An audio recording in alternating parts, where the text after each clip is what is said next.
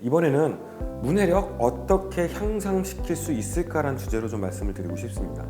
먼저 문해력은 무엇이며 문해력이란 건 어떤 요소로 구성되어 있는지를 말씀드리고요. 그 다음에 각 영역별로 우리 학원에선 어떻게 지도하고 있는지, 마지막으로 우리 학원을 다니지 않는 학생들을 위해서 각 영역들을 어떻게 키울 수 있을지 이렇게 좀 설명을 드리도록 하겠습니다. 먼저 문해력이란 여기도 나와 있지만 단순히 글을 읽고 이해하는 능력뿐 아니라 추론과 비판 등의 고차원적 사고를 통해 문제 해결에까지 이르는 능력이라고 되어 있습니다. 그러니까 즉 얘기하자면은요, 단순히 글을 읽고 내용이 뭔지 아는 것 멈추는 게 아닙니다. 그 내용을 토대로 어떤 문제를 해결한다든지 어떤 것에 적용한다든지 더 나아가서 내용을 비판적으로 생각하는 능력까지가 문해력의 전체라고 할 수 있습니다. 그래서 문해력의 요소는 세 가지로 구분할 수 있는데요. 첫 번째는 어휘 능력, 두 번째는 사고 능력, 마지막은 배경 지식입니다. 그리고 어휘력은 잘 아시겠지만 어휘 능력은 단순한 어휘력, 어휘를 얼마나 알고 있는지, 그 다음 어휘 추론력, 어휘 추론력은 이런 겁니다. 모르는 단어지만 문맥을 보고 이 단어는 이런 의미일 거다라고 이제 추론해서 글을 이해하는 능력, 이 두 가지를 우리가 볼 수 있을 것이고요. 그 다음에 사고 능력은 글을 그대로 제대로 이해할 수 있는 사실적 사고, 있는 그대로 글을 정확하게 이해하는 능력이죠. 그 다음 두 번째는 내용을 토대로 더 이상을 생각해 보는 능력, 이게 추론적 사고 능력이라고 할 수 있습니다. 마지막은 글의 내용을 얼마나 타당하고 얼마나 말이 되는지, 혹은 이걸 통해서 세상의 또 다른 어떤 일을 어떻게 판단할 수 있는지란 비판적 사고와 연결된 능력을 말합니다. 추론적 사고는 조금 설명드리면 이런 것도 대표적인 추론적 사고의 하나인데요. 예컨대 백지장도 맞들면 낫다라는 속담이 딱 있습니다. 딱 듣고 백지장, 종이 한 장도 서로 맞들면 낫다. 이거는 그러면 협력하면 같은 일도 훨씬 쉽다는 얘기네. 협력의 중요성을 얘기하고 있네. 이런 식으로 확장해 가는 게 아주 대표적으로 좀 단순한 차원의 추론적 사고 능력입니다. 자, 세 번째 영역엔 지식의 영역, 즉 배경 지식이라고 할 수 있는데요. 어떤 글을 쓸 때 그 글을 이해하기 위한 기초적인 지식이 항상 필요합니다. 예를 한번 들어볼게요. 저희가 대학에 입학해서 전공 서적을 처음 읽습니다. 그러면 그 전공에 대한 배경이 부족하기 때문에 너무 이해가 안 될 거예요. 그 책을 이해하기 위해선 그 책을 이해하기 위한 어느 정도의 배경 지식이 깔려 있어야 된다는 거죠. 왜냐하면 그 책의 저자는 네가 이 책을 읽을 정도면 이 정도 지식은 네가 알고 있어야 돼. 이건 내가 설명하지 않을 거야 라는 일종의 전제가 있기 때문입니다. 그래서 문해력은 이렇게 세 가지 요소, 첫 번째 어휘력, 두 번째 이 텍스트를 갖고 제대로 생각할 수 있는 사고 능력, 마지막으로 이 텍스트를 이해하기 위해 선행해야 될 지식, 이 세 가지 요소로 이루어져 있습니다. 그렇다면 우리 학원에선 이 세 가지 요소를 어떻게 가르치는지에 대해서 좀 말씀을 드리도록 하겠습니다. 자, 먼저 우리 여기 보면은 우리 테스트 결과지의 일부를 지금 가져왔는데요. 이 결과지만 봐도 먼저 능력의 영역과 지식의 영역으로 구분해 놓고 있습니다. 그리고 능력의 영역에선 어휘 능력, 그리고 사고 능력 세 가지, 그리고 지식의 영역에선 문학, 인문예술, 사회과학, 자연과학이라는 지식의 네 가지 영역, 이렇게 구분해서 실제로 지금 문해력 테스트 결과지도 나오고 있죠. 그래서 먼저 이 능력의 영역부터 우리 학원에서 어떻게 지도하고 있는지 좀 설명을 드리자면요.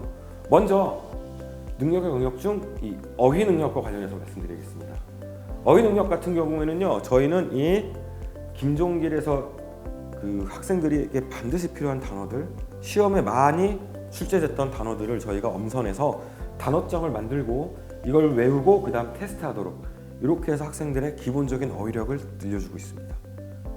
다음으로 어휘 추론력도 제가 매우 중요하다고 그랬었죠. 어휘 추론력은 맥락을 통해서 이 단어의 의미를 추론하는 능력인데요. 저희 지금 테스트 결과 저희 학원 학생들이 또래 학생들보다는 훨씬 높은 문해력을 가지고 있다는 걸 알 수 있었습니다. 그러나 이걸로 안심하면 안 됩니다. 왜냐하면 교육부나 교육 과정에서 학생들에게 요구하는 문해력은 또래 학생들이 갖고 있는 평균 문해력보다도 높고 우리 학생들이 갖고 있는 문해력보다도 좀 높기 때문입니다. 그러기 위해서는 맥락 안에서 학생들이 단어를 익히기 위해서는 학생들이 편하게 읽는 책보다 조금 어려운 책들을 읽어 나가야 됩니다. 어려운 맥락들을 자꾸 접하면서 어려운 문체도 익숙해져야 되고 그 문체 안에서 자주 쓰이는 단어들을 접함으로써 이런 단어가 저번엔 이렇게 쓰였고 이번엔 이렇게 쓰이고 그걸 통해서 보통 이런 의미를 갖고 있구나 라고 추측하는 능력을 길러내야 됩니다. 그렇기 때문에 저희 도서 선정을 보면 쉬운 책도 있지만 중간중간 어려운 책들을 넣어서 학생들의 이 문맥 안에서 어휘를 추론할 수 있는 능력을 잘 키워낼 수 있도록 그렇게 프로그램이 준비되어 있습니다. 네, 지금 옆에 나오고 있는 것은 인지 피라미드라는 건데요. 이건 저차원의 사고부터 고차원의 사고 능력까지를 피라미드 형태로 나열한 교육적 평가 모델입니다. 먼저 지식과 이해는 아까 말씀드렸던 사실적 사고 능력에 해당하고요. 적용과 분석은 아까 말씀드렸던 추론적 사고, 더 나아가서 종합과 평가는 아까 말씀드렸던 비판적 사고 능력에 해당합니다. 그럼 저희 학원에서는 이 능력들을 어떻게 키우고 있는지 일단 좀 설명을 드리도록 하겠습니다. 먼저 저희가 책을 읽고 오면 학생들이 독서 퀴즈를 풀게 됩니다. 이를 통해서 학생들이 책을 얼마나 잘 읽고 왔는지에 대한 사실적 사고를 확인합니다. 그 이후 책에 들어가면 옆에 나와 있듯이 이런 활동들을 합니다. 이거는 돈키호테라는 책의 활동지인데요. 돈키호테를 보면 굉장히 특이한 행동을 하는 주인공이 등장하죠. 그러면서 많은 사람들이 돈키호테를 미쳤다고 보고 있는데요. 과연 돈키호테가 미친 걸까 아닐까라는 그런 질문부터 시작해서 몇 가지 사례들을 통해서 과연 이 사람도 미친 건지 아닐지, 그러면서 학생들이 미쳤다 아니다의 기준에 대해서 고민할 수 있는 그런 프로그램을 하고 있습니다. 이 과정을 통해서 돈키호테에서 나왔던 하나의 어떤 사실을 통해 사실만에서 멈추는 게 아니라 그걸 통해서 미쳤다 안 미쳤다의 기준까지 생각해보고 더 나아가서 미쳤다의 안 미쳤다의 기준을 누가 만드는지에 대한 비판적 사고까지 확장하는 게 저희 프로그램의 핵심이라고 할 수 있습니다. 그 다음에 우리 아까 봤던 능력 중에 아래쪽 지식 영역과 관련된 얘기를 좀 하려고 하는데요. 자, 지식 능력은 봤듯이 한 4가지 정도가 있는데 이 영역을 이제 우리 아까 얘기했던 돈키호테 수업 교재로 갖고 온다면요, 미쳤냐 안 미쳤냐의 기준을 누가 정하느냐란 그 주제에 대해서 열심히 탐구했던 미셸 푸코라는 학자를 소개하고요. 그가 썼던 책 광기의 역사에 나오는 내용을 학생들에게 얘기해 줍니다. 이를 통해서 단순히 돈키호테 책의 내용에서 머무는 게 아니라 그 책을 통해서 추론할 수 있는 주제, 그리고 비판적으로 생각해 볼 수 있는 주제, 더 나아가서 그 주제와 관련된 미셸 푸코라는 학자의 이론까지, 이렇게 지식의 영역까지 확장을 하고 있는 것입니다. 다음으로 여기서만 멈추면 아쉽죠. 그래서 중2, 중3은 실제로 저희 수업 중에 독서 토론 수업과 같은 비중 혹은 더 큰 비중으로 비문학 수업을 전개합니다. 그래서 먼저 비문학 텍스트를 정확하게 잘 읽을 수 있는 이런 사고 알고리즘, 유형별 사고 알고리즘을 연습시키고요.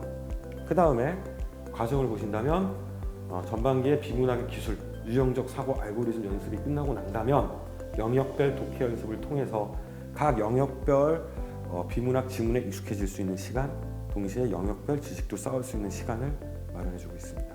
자, 그러면 이제 좀 정리를 해보자면 저희가 말씀드린 3가지 영역을 어떻게 가르치냐?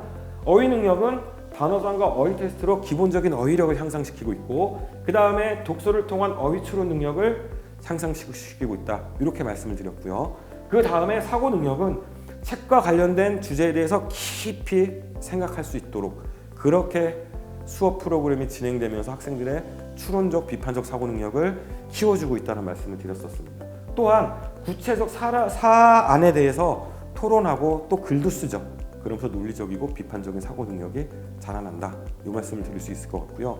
그 다음 마지막으로 배경 지식과 관련해선 한편에서는 우리 책을 읽고 책의 핵심 주제와 관련된 이론이나 사상들을 소개하면서 책의 내용뿐만 아니라 그 주제와 관련된 지식도 같이 배울 수 있도록 유도하고 있고요. 더 나아가서 비문학 수업을 통해서 비문학을 풀 수 있는 어떤 사고 유형 플러스 비문학을 통한 배경 지식 습득까지 도와주고 있습니다. 그럼 학원을 안 다니면 혹은 학원을 다니지만 문해력을 좀 향상시키려면 어떻게 해야 되냐라는 궁금증이 있을 수 있는데요.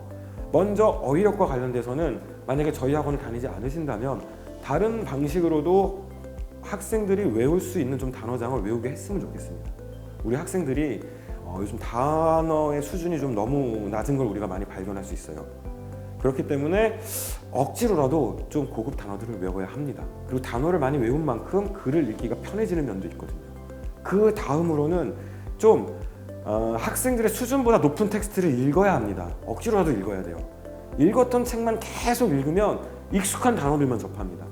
그리고 익숙한 단어들만 문맥 안에서 추론할 수 있고요. 이렇게 되면 수준 높은 독서에 이를 수가 없어요. 그래서 학생들이 잘 이해 안 된다 얘기하더라도 좀 수준 높은 책을 읽어야 됩니다. 당연히 잘 이해가 안 되니까 재미없을 수 있죠. 그렇지. 그러니까 이제 만약에 학생이 너무 힘들어하면 신문 기사 같은 거 있죠. 좀 단문 독해. 그런 거로라도 학생들이 자기 수준보다 높은 텍스트를 자꾸 접근하고 그 텍스트를 익숙해질 수 있는 그런 시간들이 필요합니다. 그럼 두 번째로 사고 능력과 관련해서는 어떻게 해야 되냐라고 여쭤보시면 사실 사고 능력을 키우는데 제일 좋은 건 토론이거든요. 그래서 학원에서 토론을 못 한다면 집에서 부모님이 같이 좀 대화를 많이 나눠주셨으면 좋겠습니다. 이때 주의해야 될 거는요. 절대 학생들을 평가하려는 마음으로 대화를 하시면 안 돼요. 그럼 학생들이 자기 생각을 얘기할까요? 하지 않죠. 그리고 아이들의 얘기는 우리가 성인이기 때문에 우리가 볼 땐 좀 모자라 보여요. 그리고 좋은 생각이 있더라도 논리적으로 잘 표현하는 능력이 부족할 수 있습니다. 이때 너는 왜 말을 그렇게밖에 못하냐 이런 식으로 막 하면 아이들이 위축이 되고 자기 얘기 못하겠죠.